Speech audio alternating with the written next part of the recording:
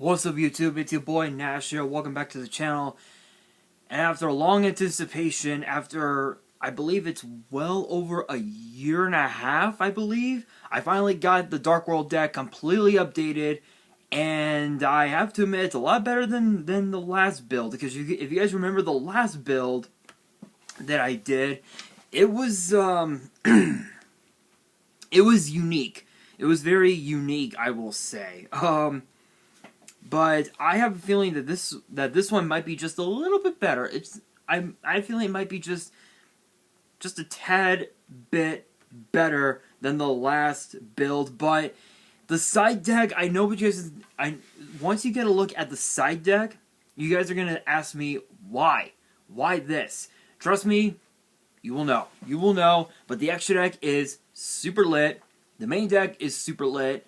And the side deck is pretty lit, but it's not, it's not perfect, but it's still pretty decent. But this Dark World deck is pretty cool because you guys know that with Dark World, hang on guys, I gotta move my, there we go. Sorry guys, I had to move my desk up a bit, but you guys know with Dark World decks, most of the Dark World cards have effects when they're sent to the graveyard. There's only a few that do not. And I know that one of them is obviously Braun, Mad King of Dark World, and then of course the vanilla Dark World monsters, Zur, Knight of Dark World, and Rang, Gatekeeper of Dark World. But everyone else actually does have effects when they're sent to the grave, but some of them have effects when they're sent to the grave by your opponent's card, which is obviously Rainbow, Overlord of Dark World, which I am not running in this deck. But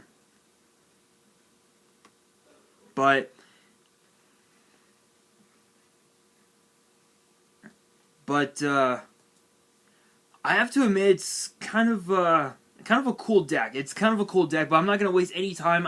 I'm going to go straight into the deck profile. And if you guys do enjoy the deck profile and you guys want to see more in the future, make sure you guys subscribe to the channel, give this video a thumbs up, and make sure you guys follow me on Twitter and on Instagram. The links will be down in the description. And for fan mail, if you guys want to send fan mail, the address is in the description as well. Anyway, let's get straight into it now. Now, as I said before, each of the Dark World has effects when they're sent to the graveyard. So first up, I am running 2 copies of Grapha, Dragon Lord of Dark World. Obviously, a lot of people will say, "Oh, this card's better at 3. This card's better at 3." Truth be told, it's actually better at 2 because if you put it at 3, it's a break. This card is probably one of the biggest breaks in the entire archetype when you run it at 3. But if you run it at 2, it makes things a lot more easier especially for your graveyard, because when you send this card from your hand from when it's discarded, because it actually has 3 effects. The first one of the effects is says if this card is discarded to the grave by a card effect, target one card your opponent controls, destroy that target. The other effect says if this card was discarded from your hand to your grave by an opponent's card effect, look at one random card in your opponent's hand. Then if it was a monster, you can special summon it to your field. So it acts as like sort of like a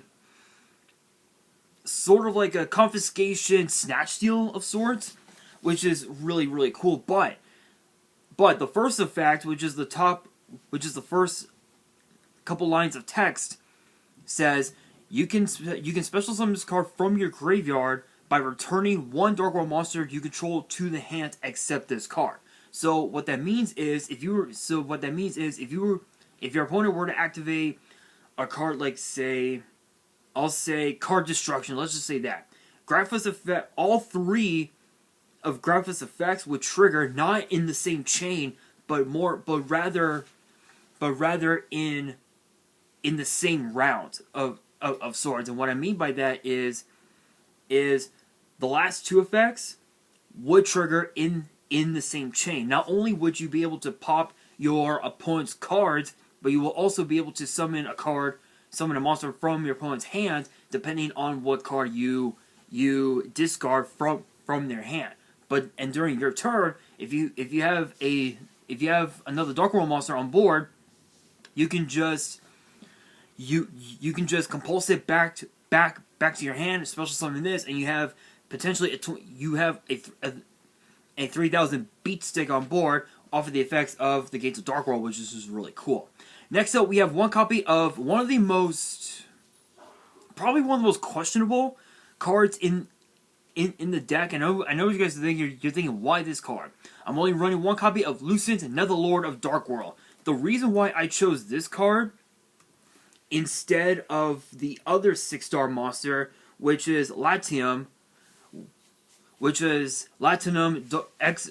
of Dark World, is because their effects are slightly different from one another. Actually, Lucent is a lot better than Latinum, because Lucent's effect reads, if this card is discarded to the grave by a card effect, special summon it from the graveyard. Then if it was discarded to your hand from your hand to your graveyard by an opponent's card effect, you can special summon a fiend from your deck to either side of the field. So in this case, if I was running Ceruli, which I don't think I am. Yeah, I'm not running Ceruli. I was planning on running Ceruli, but I chose not to. Once I do another update of this deck down the road, I will be adding Ceruli, but Lucent actually is a lot better than Latinum because of that effect, because of the fact that you can just reborn this card directly from your graveyard, and not only that, but you're also able to summon a fiend from your deck to either side of the field. So if I was running Ceruli and I were to target Ceruli and summon it to my opponent's field, I would be able to trigger Cerule's effect, and I'd be able to pitch one of my Dark World cards, meaning I would be able to trigger off both of their effects. But unfortunately, I am not running Ceruli, unfortunately. But next time, the next update I do, which I don't know when that'll be, I will definitely do that. But Latinum's effect is kind of weird, because its effect reads: if this card is discarded to the grave by a card effect, if it was discarded from your hand to your grave by an opponent's card effect, so I can one fiend time monster on the field, supposed to summon this card from the grave, then that target, if any, gains 500. So, 500 attack, that's nothing. That's like nothing. So it does act as a monster reborn, but the extra attack, it just doesn't matter. It just doesn't matter. Lucent is obviously better than Latinum in every sense of the term. So that's just my opinion anyway. But that's why I only chose to run one. And plus, I've got a plethora of tuner monsters in this deck, which fits perfectly with Lucent. Next up, I have 2 copies of Silva, Warlord of Dark World, and 2 copies of Gold, Ruler of Dark World. Both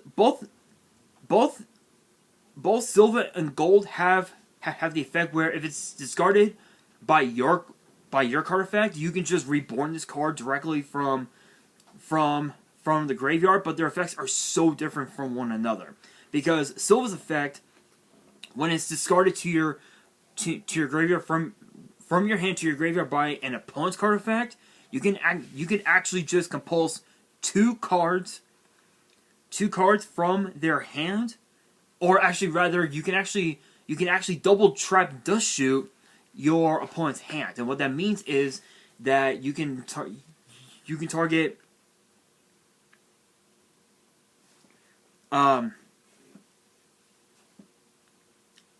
your opponent actually has to send 2 cards from their hand to the bottom of their deck in any order. Whereas opposed to Gold, it has the effect where it says that you can target up to 2 cards your opponent controls and destroy the target.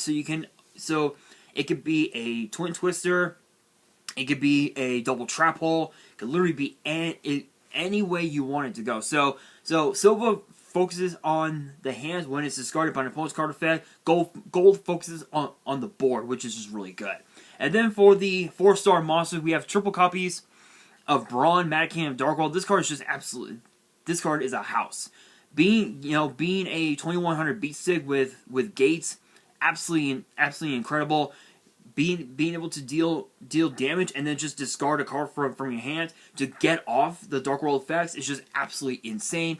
3 copies of Snow. This is basically your terraforming slash Stratos for the whole deck. So when it's discarded by your card effect, you can actually just either use it as a Stratos, a terraforming, or spell trap Rhoda. But it has a second effect. If it was discarded to your graveyard from your hand by an opponent's card effect, then you can actually target a monster in your opponent's graveyard and summon that target to your field in defense. So it's a Stratos, terraforming, spell and trap Rhoda, and a monster reborn all rolled into one, which is just absolutely insane. Absolutely insane. Then of course we have 2 copies of Beige Vanguard of Dark World. This card basically is the same as Gold and Silva. It acts as a monster reborn when it's sent to the graveyard by a card effect. It's just a house.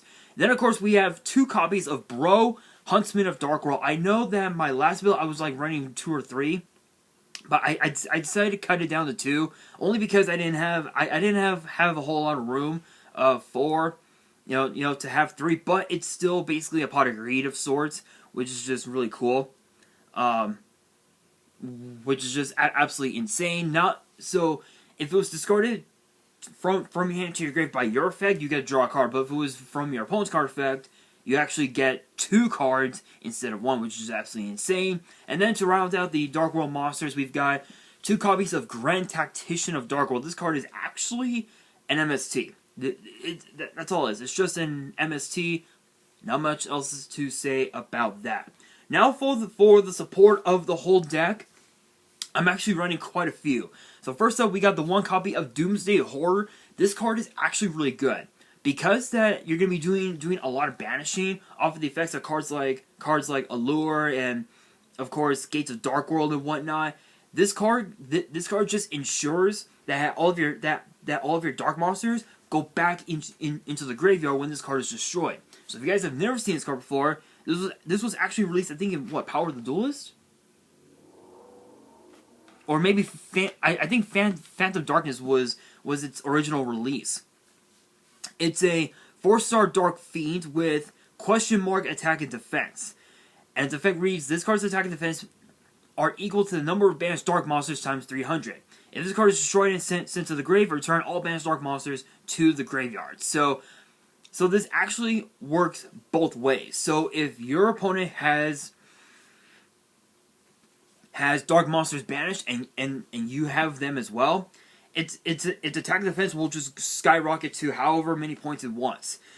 And with the additional 300 attack off of Gates, that's quite the house. That is quite the house. But you're mainly using this card as sort of like a graveyard setup, if you will. So when it's destroyed and sent to the graveyard, whether it's like by battle or card effect, you can actually just take all of your darks, because that this deck is mostly dark with only one of the tuners and this next card that I'm going to talk about here in a second being all dark. You can actually just send them back to the graveyard from the banish pile, which is absolutely insane. And speaking of draw cards, we actually have the 1 copy of Morphine Jar. Yeah, Morphine Jar is still in the deck. This card is just absolutely insane. Yes, I know that it does give your opponent an additional 5 cards, but what's cool about this is that you can actually if your hand is full of nothing but Dark World monsters, you can just trigger off their effects in any chain that you want, and it's actually insane. So let's say let's say for example, your hand consists of Grapha, Bro, Gren, Snow, and let's say Beige. Let's say that. You would go Bro, Huntsman of Dark World, Chain Link 1, Beige, Chain Link 2,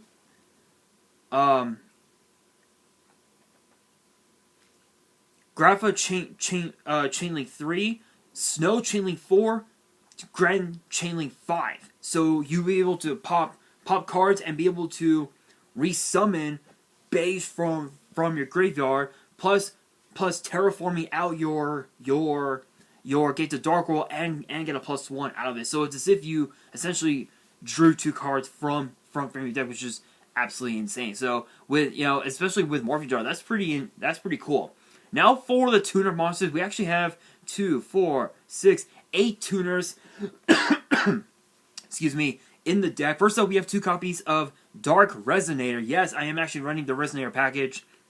I'm actually running the Jack Atlas package. So we have 2 copies of Dark Resonator, 2 copies of Crimson Resonator, 1 copy of Red Resonator, 1 Synchron Resonator, and 2 Morph King Stigigel.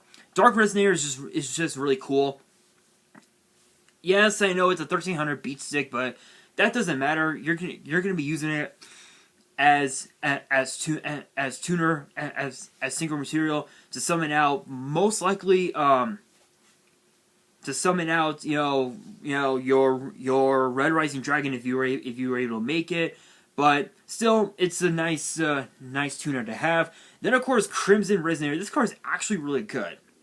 This was actually released in Eternity Code a little over a couple years ago. If you guys have never seen this card before or never saw me talk about it on the channel, the effect reads: if you control no monsters, you can special summon this card from your hand. If the only other monster you control is exactly 1 Dark Dragon Synchro, you can special summon up to 2 Resonator monsters from your hand or deck, except this card. You can only use each effect once per turn. You cannot special summon monsters from the extra except Dark Dragon Synchros the turn you activate either of this card's effects. So obviously you do have quite a few Dark Dragons. You have 1, 2, 3, 4, 5, 6, 7, 8, 9, 10, 11, 12. You have 12 Dark Dragon Synchros, so you're most likely going to be going after those rather than the other 3, because funny enough, the extra deck is all dark, and there's only one extra deck card in the side that is only light. But I'll explain that a little later on. But what's cool about Crimson is that if you have, let's say, Beige and Crimson, or let's say Crimson and Brawn, you would activate Crimson's effect, special summon him, normal summon Brawn, tune them together to summon Red Rising Dragon, activate Crimson Resonator's effect, or actually rather activate Red Rising Dragon's effect, resummon the Crimson, trigger his effect, summon out Synchron Resonator and Dark Resonator, and you can easily go into Red Supernova Dragon really quickly. That combo right there is just absolutely insane. It is really, really good. And then Red Resonator basically acts as a double summon. So when you normal summon this, you can pretty much summon any 4-star monster that you have in your hand, which is just absolutely insane. But when you special summon this card, you can actually target a face-up monster on the field, and you gain life points equal to its attack points, which is absolutely insane. So if you were going up against this, like say, 5-headed dragon beatdown, let's just say that, and you were to target the 5-headed dragon, you would gain 5,000 life points right off the bat, which is just pretty cool. Synchron Resonator is really cool because its effect reads if a synchro monster is on the field, you can special summon this card from your hand. You can only special summon this card once per turn this way. If this card is sent from the field to the graveyard, you can target 1 Resonator monster in your grave, except this card, add it to your hand. So it's kind of like Rhoda. It's kind of like its own Rhoda of sorts, which is just really cool. And in this sense, again, Synchron, Crimson, and Dark Resonator mixed in with Red Rising Dragon, you can easily make Red Supernova Dragon, which is just a fucking house. And then the 2 copies of Morph King Sigigel. This card is absolutely broken. I don't know why people are sleeping on this card like it's nothing. This card is good. Guys, I'm telling you, if you guys play this card, you will know how good it is. But this card was released in King's Court, I think, what was it, last year, if I remember right? So it's a 1-star Dark Fiend tuner with 100 attack and defense, and its effect reads: if this card is normal or special summon, you can target one of the face-up monster on the field. You cannot special summon monsters from the extra except synchros for the rest of this turn. Also change this card's level to the level of that target. If you do, gain life points equal to that target's level times 200. During your main phase, you can special summon a fiend with a level lower than this card from your hand. You can only use this effect once per turn. So what's cool about this is that it acts as, this is basically Harman the Dust, if you will, where the effect is basically the exact same thing, which is just absolutely insane. This card is a house. This card can actually help you go into cards like Dragocitos, Hot Red Dragon Archfiend Abyss, Scarlet Red Dragon Archfiend. If you don't have the right materials or don't have enough levels, this card basically ensures that you get the levels that you need, which is really cool. Moving on into the spells, we actually have 16 spells in the deck. We have 2 copies of Allure of Darkness. It's a Pot of Greed, Banished one. Not much else to say about that. 2 copies of Drag Down into the Grave. Probably one of the most hilarious cards in the deck, but it's an old school card. But it's so good. It's so good. The card reads: both players reveal their hands and chooses 1 card from their opponent's hand. Then you discard the chosen cards from both players' hands, then both players draw 1 card. So it's basically a reverse. It's basically like a. It's kind of like a confiscation. Draw 1, basically. It's kind of like that, which is pretty cool. Not much else to say about that. It can help you set up your board if your opponent were to choose Grapha or whatever. but if your whole hand is nothing but Dark World, they don't have much of a choice. They have to choose. Not much else to say about that. Next up, we have 3 copies of Dark World Dealings. This card is just absolutely broken in the deck. Both players draw 1 card, then each player discards 1 card. It don't get any more simpler than that. Literally, it does not get any more simpler than that. 3 copies of Gates of Dark World. Yes, I know I am not running Terraforming. That's because the snow acts as the terraforming for the deck, which is absolutely insane. This card is absolutely insane. You banish a card, you banish a fiend from your grave, you discard a fiend, you draw 1 card. Not much else to say about that. You get off your Dark World plays like that. It's just absolutely incredible. And then of course we got the 1 monster Reborn, mainly to resummon your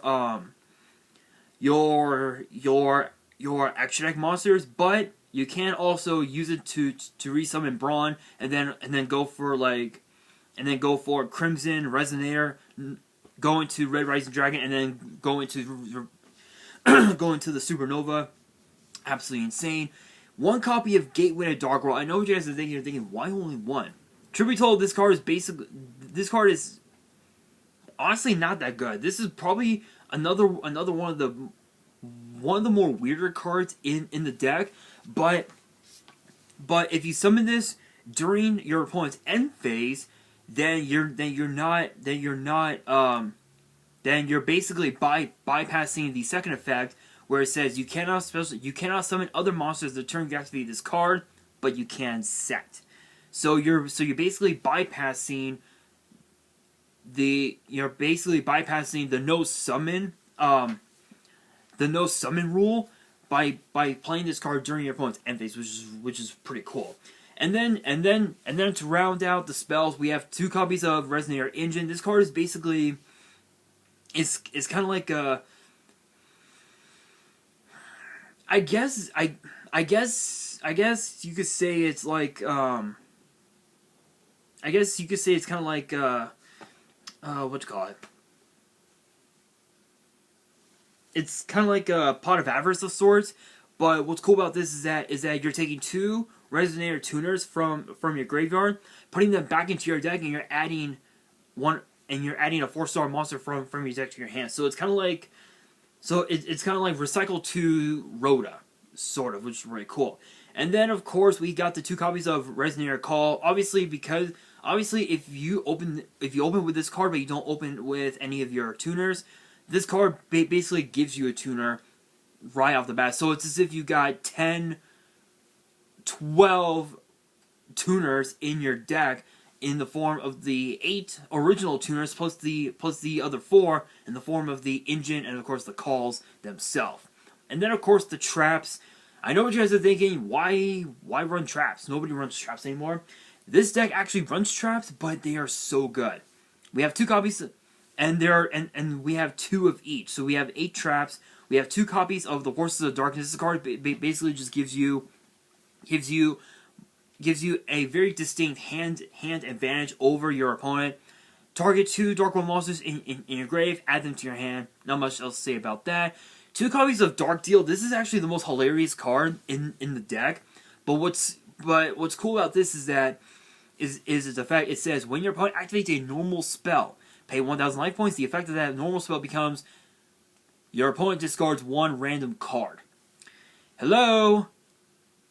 A lot of your Dark World monsters have effects when they're discarded by your opponent's card. This card ensures that you get to trigger off both of their effects, which is absolutely insane. And then for the support of the tuners, we have 2 copies of Red Carpet. This card acts as a way for you to go into Red Supernova Dragon, or even your King Calamity if you want to go into that. And then probably one of the most absurd cards in the format. This card, I consider this card probably to be the best card of the whole game, or rather of the whole of the whole Red Dragon Archfiend line. It is known as the Great Soul. I talked about this on the channel a while back. This card is really good. So the effect reads: if a Dragon Synchro monster is on the field, special summon up to 2 Resonator monsters and or a level 1 Dragon monster from your deck. When a monster effect is activated while you control a level 10 or higher Dark Dragon Synchro, you can banish the card from your grave and negate that effect. And if you do, 1 Synchro monster you control gains 2,000 attack until the end of the next turn. You can only use each effect once per turn. So this acts as sort of like a way for you to go into your Red Supernova Dragon or even your Tyrant Red Dragon Archfiend. But also when it's in the graveyard, it acts as sort of like a graveyard solemn judgment of sorts, which is just really, really good. This card is absolutely insane. Not much else to say about that. But moving on into the extra deck, and you guys are gonna think, why? You guys know I love dragons. Dragons is my thing. So I've got a pretty interesting plethora of dragons. But some of these cards, you're actually gonna question why. So first up, we have 2 copies of Scarlet Red Dragon Archfiend. This card is a fucking house. This card, absolutely insane. This was released in Dimension of Chaos. Absolutely insane. I will show off the full deck list on my Instagram, so make sure you guys check it out. I'm currently buying the cards, slowly off of Troll and Toad. So big shouts to Troll and Toad. No copyrights, not sponsored, but Troll and Toad, hit me up. Let's go. Let's get it going. Let's get it going. But Scarlet Red Dragon Archfiend is really cool. It's a lot more better than the original Red Dragon Archfiend in my opinion, because with the original Red Dragon Archfiend,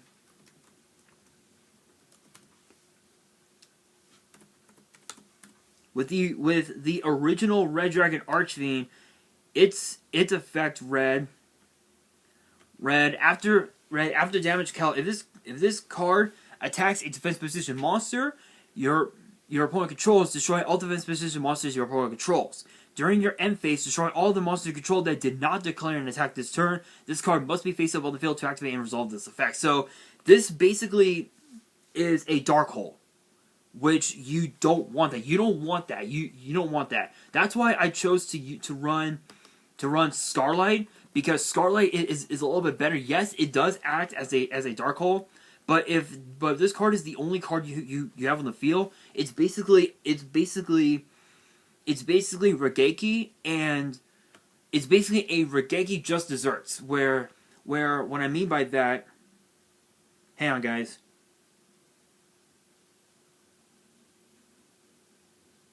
My brother texted me right in the middle of my video. Right in the middle of this. I apologize. There we go. Anyway, what I mean by that is it destroys all special all monsters, all effect monsters that were special summoned, and the just desserts part means that your opponent takes 500 points of damage for each one destroyed, which it's pretty good. It's pretty good. Then of course we have the one copy of Hot Red Dragon Archfiend Abyss. This card basically acts as a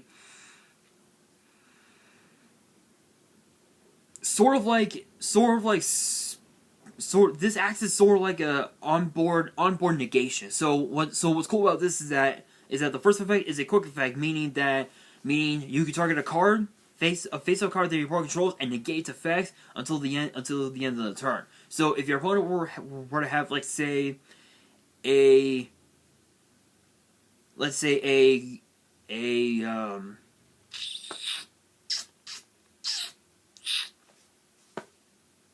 don't know, I'll say a Borosword. Can Borosword be targeted? I think Borosword could be targeted. Yeah. Yeah, so you could target a card like say Borosword, and its effects would be negated right off the bat, meaning your opponent won't be able to use its effects until the end of the turn. What's cool about this is its second effect. And its second effect reads, when this card inflicts battle damage to your opponent, you can target one tuner in your grave, special summon it in defense. You can only use each effect once per turn.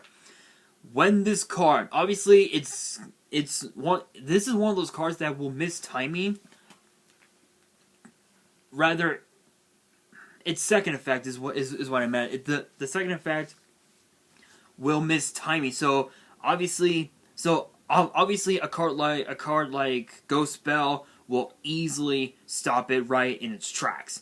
Then of course we've got the one copy of Hot Red Dragon Archfiend King Calamity, probably one of the most broken cards in the entire game as of right now. This was released in Shining Victories. It's kind of hard to believe it's been that long. But its effect reads, when this card is synchro summoned, you can activate this effect. For the rest of this turn, your opponent cannot activate cards. Also, cards your opponent controls cannot activate their effects. Your opponent cannot activate cards or effects in response to this effect's activation. If this card destroys a monster by battle effect damage to your opponent equal to that monster's original attack. If this card in its owner's position is destroyed by an opponent's card, you can target a level 8 or lower Dark Dragon Synchro in your grave and special summon it. So not only can this stop hand traps, meaning cards like Ash Blossom, which will allow you to go into your draw plays. This card acts as a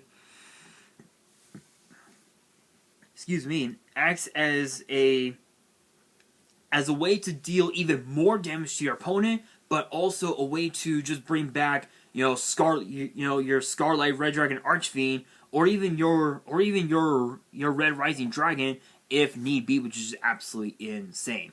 Then of course Red Supernova Dragon. This card, absurd. I don't know how absurd this card can be, but this card is good. It's a 12-star Dark Dragon Synchro with 4,000 attack and 3,000 defense, and requires 3 tuners. But funny enough, Crimson Resonator can help you go into this card, which is fucking absurd, broken as fuck.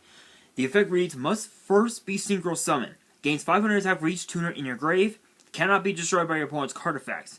Once per turn, when your opponent's monster effect is activated, or when your opponent's monster declares an attack as a quick effect, you can activate this effect. Banish the card Also, banish all cards your opponent controls. For once per turn during your next end phase after the card was banished by its own effect, special summon this banished card. So, basically, all cards that your opponent controls gets banished. So it acts as it's a way for you to just clear your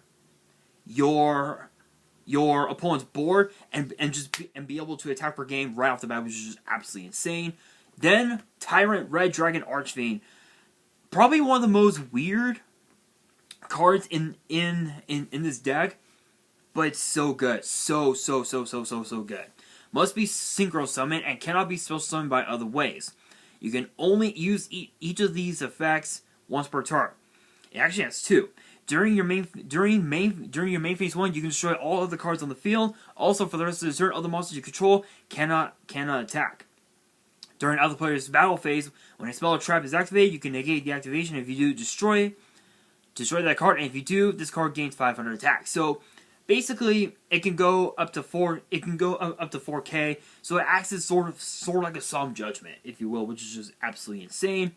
Then of course, Archfiend Bane.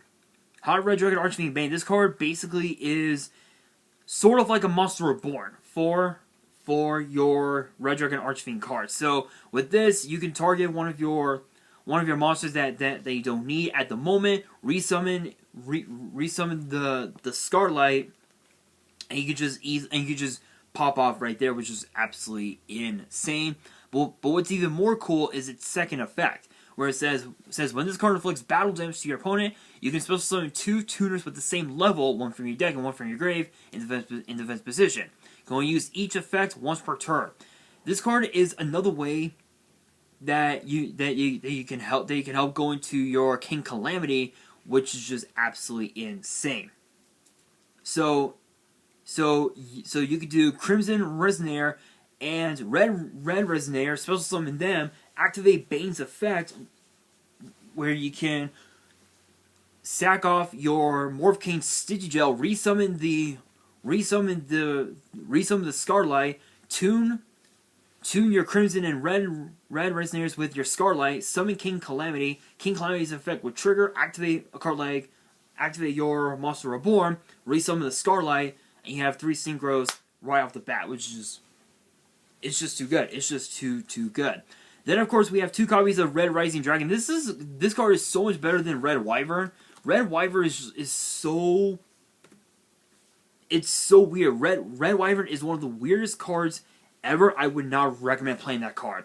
But its effect reads during either player's turn, if a monster with higher attack than the synchro summon card is on the field, you can destroy the one face-up monster on the field that has the highest attack your choice of type. This effect can only be used once while this card is face up on the field. It sucks. Red Rising Dragon is so much better, because this acts as a Monster Reborn for your Resonator tuners, and what's even more cool is that it has another effect. You cannot special summon monsters from the extra deck the turn. Sorry guys, my desk moved again. You cannot special summon monsters from the extra deck the turn activates this effect, except Dark Dragon Synchros. During your main phase, except the turn this card was sent to the grave, you could banish this card from your grave to target 2 level 1 Resonator monsters in your grave, special summon both. So it acts as a double Monster Reborn of sorts, which is really cool. Then of course, we have Dragocytos, Corrupted Nether Soul Dragon. This card is really good. This card is really good because what's cool about this is that it can't be destroyed in battle, and what's even more cool is its effects. When this card destroys an opponent's monster by battle and sends it to the grave, you can activate this effect. This card can make a second attack on an opponent's monster in a row. So with this effect, it acts as sort of like a separate twin dragon, where it can attack twice during the battle phase, which is really cool. During your standby phase, you can target one face-up monster your opponent controls. Its attack becomes half its current attack, and if it does, inflict damage to your opponent equal to half of the lost attack. So again, this card basically deals damage. Not much else to say about that. And then we actually have some of Callan Kessler's cards, and you're wondering, why am I running Callan Kessler's cards when I have Jack's cards in the deck? What the fuck? Trust me, you're gonna know. You're gonna know. obviously, yes, you do want to have card advantage over your opponent when it comes to the cards in your hand, but sometimes you actually don't want that. And these next two dragons basically are that. We have the one copy of Void Ogre Dragon and then the one copy of Infernity Doom Dragon. Void Ogre Dragon acts as a quick effect Solemn Judgment. So the effect reads, once per turn, when your opponent activates a spell or trap while you have no cards in your hand. As a quick effect, you can negate the activation and destroy it. So it acts as a quick play Solemn Judgment, which is just absolutely absurd. Infernity Doom Dragon has the effect where once per turn, if you have no cards in your hand, you can select one monster your opponent controls, destroy that monster and inflict damage to your opponent equal to half its attack. This card cannot attack the same turn you activate its effect. So it's a really bad Utopia Ray V. But what's cool is that it's basically a 3000 beat stick, so there's not much else to say about that. Then of course we have the one copy of Dark Highlander. Yes, one of the most weird cards in the game. This card can actually go against the Infernal Noble Knight strategy, funny enough. So the effect reads neither player can synchro summon. So this card basically is a Buster Lock but for synchros. Once per turn you can target one monster your opponent controls that is equipped within equip card. Destroy all equipped cards equipped to that monster. If you do, inflict 400 damage to your opponent for each card destroyed. So if this deck was going up against Infernal Noble Knights and you were to summon Dark Highlander mixed in with Gates of Darkworld, you have not only would you have a 3100 beat stick on board, but you would have basically a way to just clear your opponent's back row and to be able to just deal quite a bit of damage, which is absolutely insane. Then, of course, one of the most odd cards in this deck, and that is Chaos King Archfiend. This card was released in the Shining Darkness, much like Infernity Doom Dragon. Both cards I actually pulled from my box as part of my 100 subscribers special last summer. If you guys have not checked out those videos, I definitely recommend checking them out. It was insane. I was hoping for a secret rare, maybe an ulti or something, but that's how the Shining Darkness works. It's a weird ass set, but this card is really cool because the effect works when it's declaring an attack. So the effect reads, when this card declares an attack, you can switch the current attack defense of all face-up monsters your opponent controls until the end of the battle phase. So this is basically a way to clear your board, clear your opponent's board with just this one card alone, because it acts as a shield and sword. It acts as a one-sided shield and sword, which is just insane. And yes, I am only running one Xyz monster, but this one Xyz monster is mainly for when you're going up against what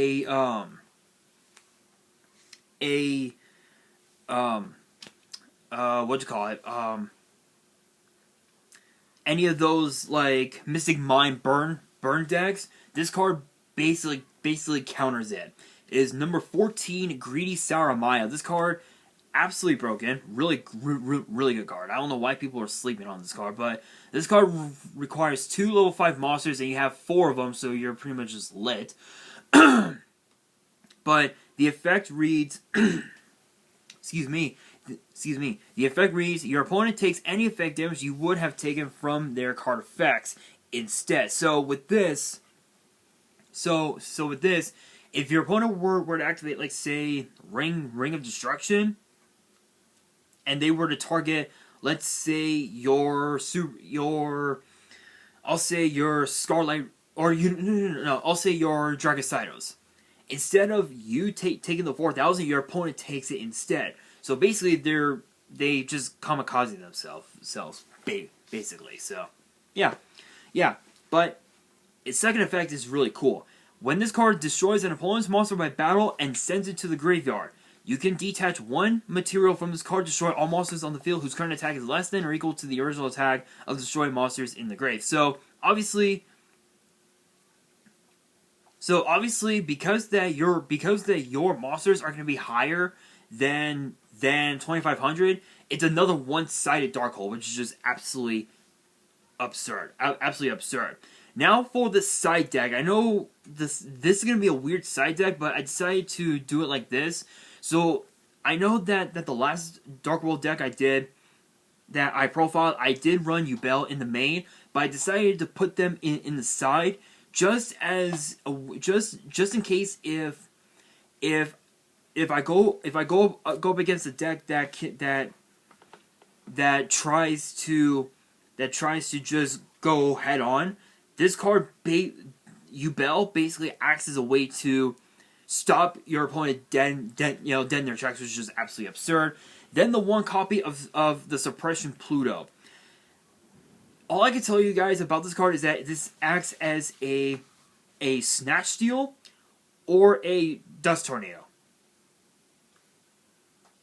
You guys are thinking, why? What do I mean? You guys are probably asking yourselves, what do you mean by that? Here's the effect. Once per turn, you can declare one card name. Look at your opponent's hand. Then if they have the declared card in their hand, apply one of these effects. Take control of one monster your opponent controls. Snatch Steal. Destroy one spell or trap your opponent controls, then you can set the destroy spell or trap on your field. Dust Tornado. Plain and simple.